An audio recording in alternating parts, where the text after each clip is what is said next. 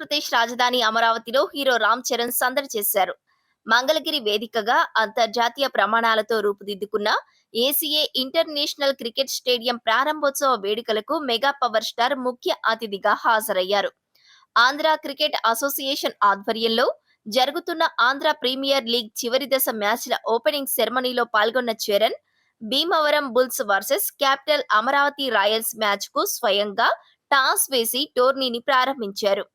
ఈ సందర్భంగా స్టేడియం వసతులను చూసి ఫిదా అయిన రామ్ చరణ్, మంగళగిరి భవిష్యత్తులో ఇంటర్నేషనల్ క్రికెట్ హబ్ గా మారబోతోందంటూ కొనియాడారు.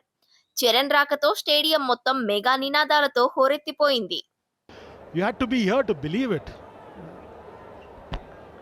Unbelievable. The crowd went gaga. Atmosphere electric.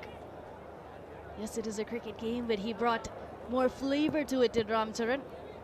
He was also at the toss with the captains and Kalyan Krishna.